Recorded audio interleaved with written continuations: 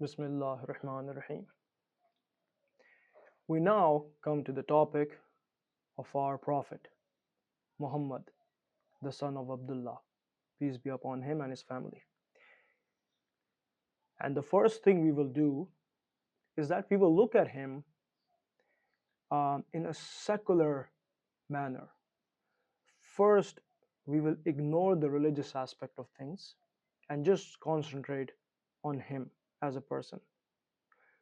And this is very important for us to do because here we can analyze him in a critical and non-biased way. You see, when we accept any religious leader, we will have to submit to him or her and will have to rely on their word.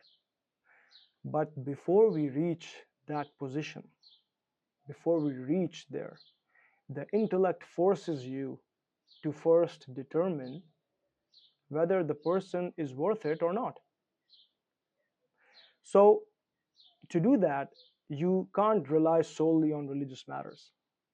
For that, you have to understand the role of that person as it relates to the apparent world and the wider society.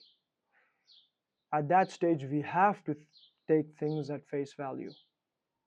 So, here we will analyze the Prophet of Islam in three stages.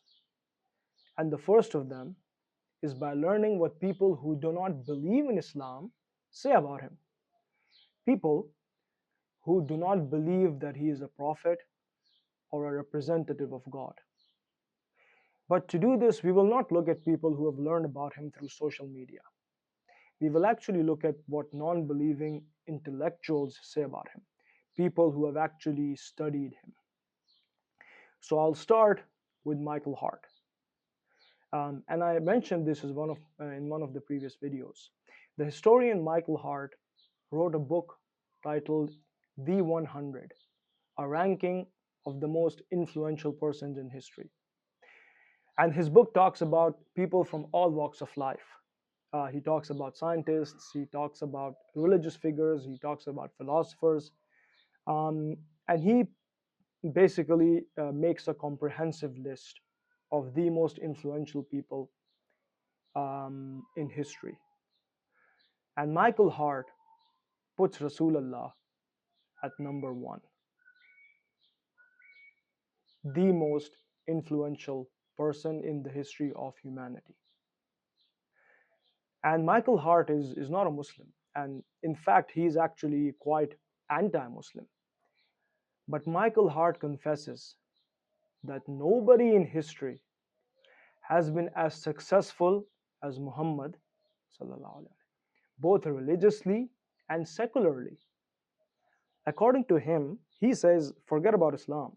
Nobody in history has been as influential as him, as the Prophet, when it comes to social and political leadership. That is Michael Hart. And we'll take the same thought forward. We'll talk about George Bernard Shaw. Now, George Bernard Shaw is a Nobel Peace Prize winner, and he won the Nobel Peace Prize in the category of literature. But he was also a very influential Western thinker.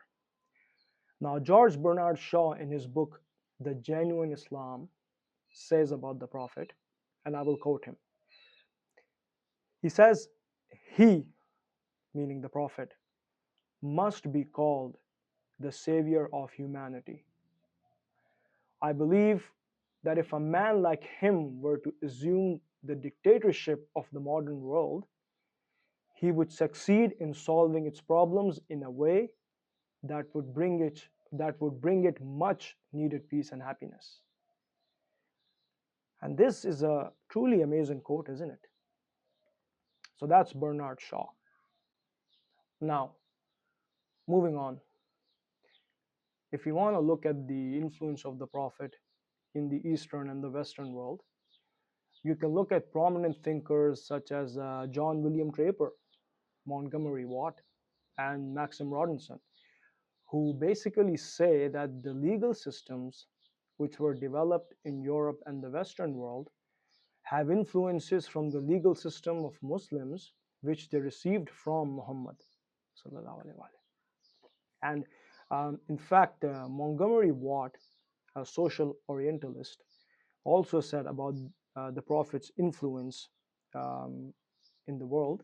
He said the idea of society as an ummah, a community bound together by religious ties, but also involving social and political unity, was of great importance to medieval Europe.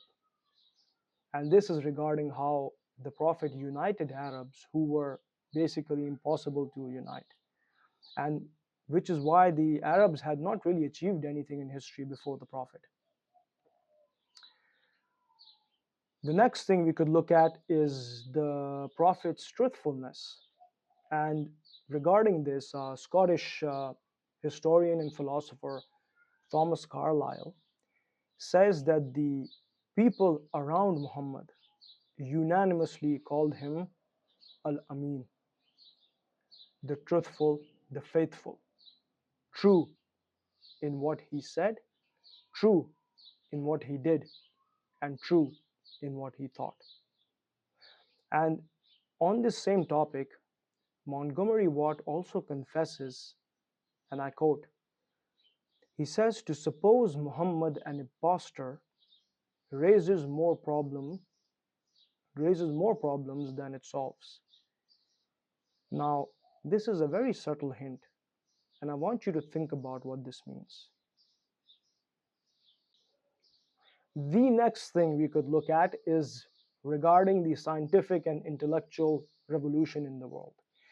Did the Prophet play a role in this?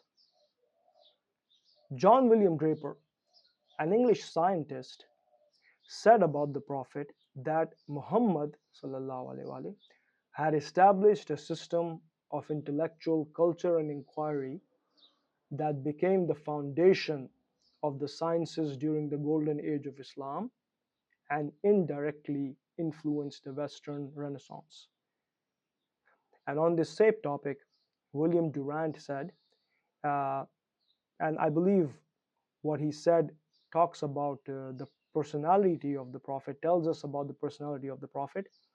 He said that Muhammad's emphasis on learning gave rise to the institutions of knowledge that preserved classical wisdom. And the important part here is his emphasis on learning.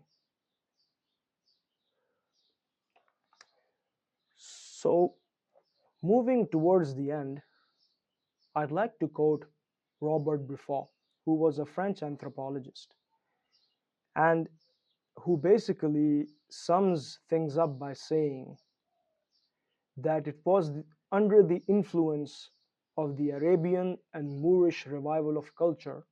Moorish means Moors were basically the Muslims of Spain. So he says that it was under the influence of the Arabian and Moorish revival of culture and not in the 15th century that the real renaissance of Europe began. Science owes a great deal more to the Arab and Islamic tradition than to any single event in history. These are words of Robert Briffaut. Now, let these quotes sink in, and you begin to understand the real persona of Rasulullah and how it has been hidden from us. And these are just quotes that I came across and wanted to mention. There are lots of other quotes, and this list of mine is in no way comprehensive. There's things said by people like Mahatma Gandhi, by people like Alphonse de Lamartine, by people like John Locke. So there's a lot that you could research and find about what these people have said about the Prophet. And keep in mind that these are people who did not really know or understand Rasulullah.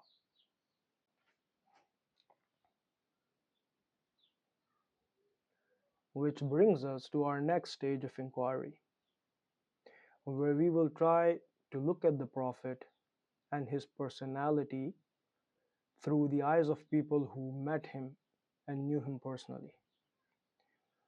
And I do not see any better way to introduce this topic to you than by telling you what Ali ibn Abi Talib alayhi salam said about the Prophet.